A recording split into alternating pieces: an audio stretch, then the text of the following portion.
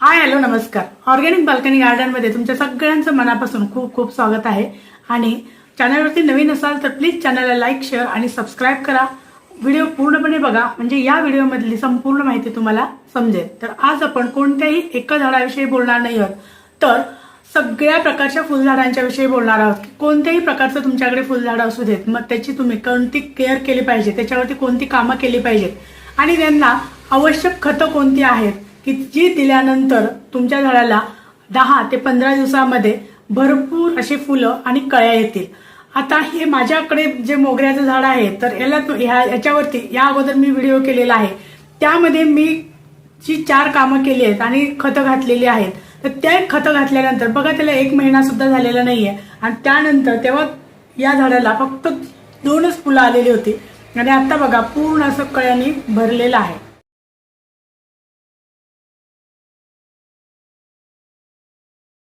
ते सुद्धा या फांदीला सुद्धा आहेत.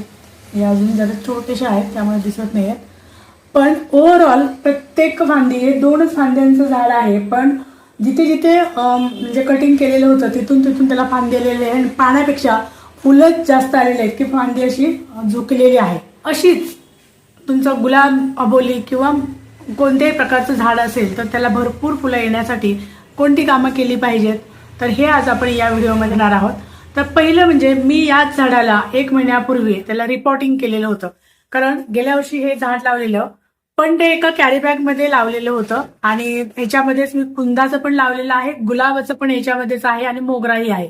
आणि कॅरी बॅग मात्र एकदम छोटी आहे. तर तसंच तुमचं झाड सुद्धा रूट बाउंड झालं असेल किंवा त्याची कुंडी छोटी असेल तर काय होतं की पाणी मुळापर्यंत पोहोचत नाही किंवा आपण जी खतं देतो तर ती मुळापर्यंत पोहोचत नाहीत आणि झाडाची वाढ होत नाही आणि मग झाडाला त्या फुलं किंवा कळ्या येत नाहीत. ही झाली पहिली गोष्ट. त्यानंतर दुसरं म्हणजे त्याला खत घातलं पाहिजे. तर कोणती खतं घालायची तर तेही आज आपण या व्हिडिओमध्ये बघणार आहोत. त्याचबरोबर आहे ते कटिंग केल्याशिवाय कोणत्याही झाडाला फुलं येत नाहीत, हे लक्षात घ्या. म्हणजे फुलं आल्यानंतर सुद्धा त्याला कटिंग केलं पाहिजे किंवा फुलं जरी येत नसतील तरी सुद्धा तुम्ही त्याचं कटिंग केलं पाहिजे. तर या झाडाला सुद्धा माझ्या अजिबात फुलं नव्हती, कारण हे नवीनच लावलेलं आहे, पण तरी सुद्धा त्याला कळ्या आलेल्या नव्हत्या किंवा त्याला फुटूनच येत नव्हते.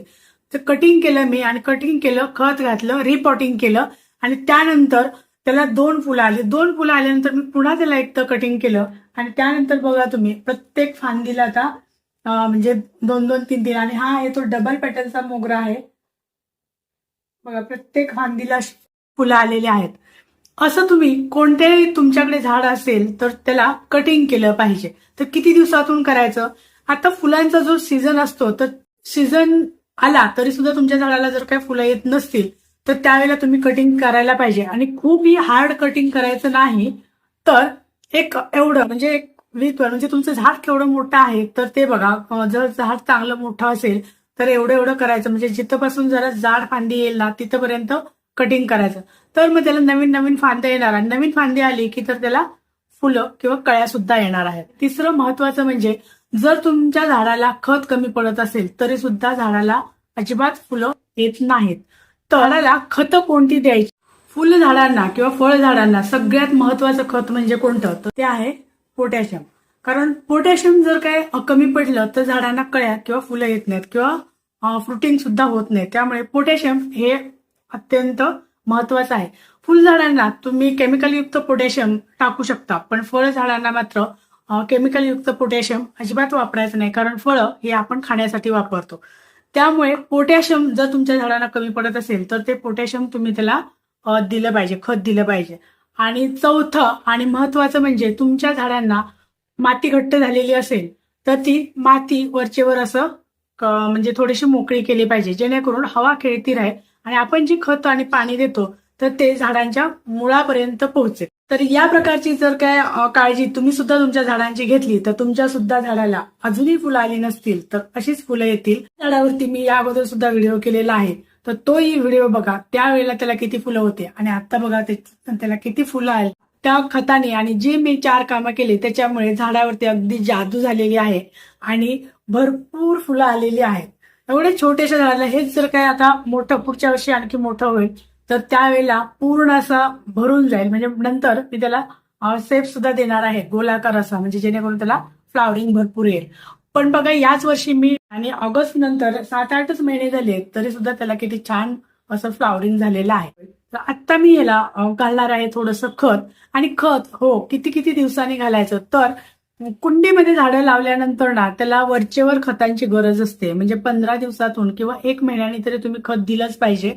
मग एकदा तुम्ही ऑर्गॅनिक खत द्या, एका वेळेला तुम्ही केमिकल खत द्या. प्रत्येक वेळेला केमिकल खत दिलं तर मातीची सुपीकता कमी होते आणि मग झाडांना जे आवश्यक पोषक द्रव्य आहेत ते मातीमध्ये राहत नाहीत. त्यामुळे सतत केमिकल युक्त खताचा मारा करायचा नाही. तर एक वेळ आपण टाकायचं आहे शेणखत किंवा गांडूळ खत टाका आणि एक वेळ तुम्ही किंवा किचन वेस्ट पासून जर काय तुम्ही खत बनवलेलं असेल तर ते सुद्धा टाकलं तरी चालेल. तुम्ही केळीच्या सालापासून सुद्धा पोटॅशियमचं खत तयार करू शकता. जे आपण केळीची सालं साठवून ठेवायची आणि पाण्यामध्ये भिजत ठेवायची किंवा ताजी असतील तरी सुद्धा पाण्यामध्ये भिजत ठेवा आणि नंतर ते पाणी तुम्ही झाडांना ओतू शकता. असं 15 दिवसात केमिकलचं खत नसेल तर तुम्ही 15-15 दिवसांनी टाकलं खत तरी सुद्धा चालतं.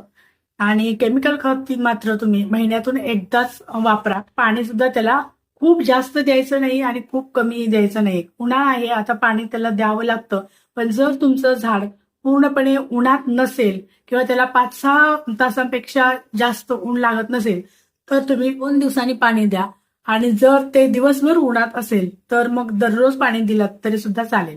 पण त्यानंतर तुमचं झाड जमिनीत आहे की कुंडीत आहे ह्याच्यावरती सुद्धा पाणी किती घालायचं, खत किती घालायचं हे डिपेंड असतं. आता कुंडीतल्या झाडाला एवढं खत एका वेळेला पुरेसं आहे. माती मोकळी करायची आणि त्याला खत द्यायचं. तर आता मी सुद्धा माझ्या झाडाला खत देते म्हणजे ही जी फुलं आलेली आहेत तर ती आणखी चांगली फुलतील आणि पुन्हा त्याला फुटून येऊन नवीन नवीन आणखी फुलं येतील. आत्ता थोडंसं आपण कटिंग करूया कारण याच कुंडीमध्ये गुलाबाचं झाड आहे आणि ते खूपच अस्ताव्यस्त वाढलेलं आहे.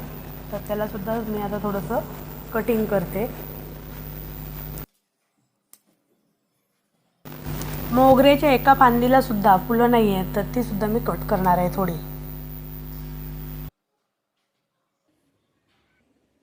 आता ही फुलं फुलून गेले की तिथून मी थोडंसं अंतर सोडून म्हणजे 2-3 पानं सोडून पुन्हा मी कटिंग करणार. म्हणजे त्याला आणखी नवीन फांद्या येतील आणि पुन्हा आणखी फुलं येतील.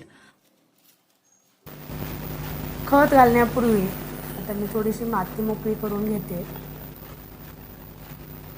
म्हणजे जे आपण खत घालणार आहे तर ते झाडाच्या मुळापर्यंत पोहोचेल माती भुसभुशीत झाल्यामुळे. पण आत्ता मी याला घालणार आहे तर ते हे किचन वेस्ट खत घालणार आहे आणि याच्यामध्ये गांडूळ खत सुद्धा मिक्स आहे.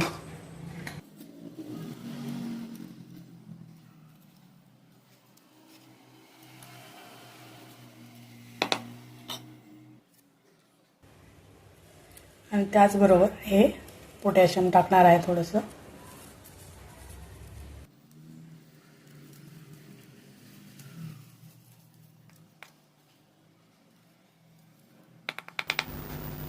आता आपलं खत घालून झालेलं आहे. यानंतर आता आपण थोडंसं याला पाणी द्यायचं.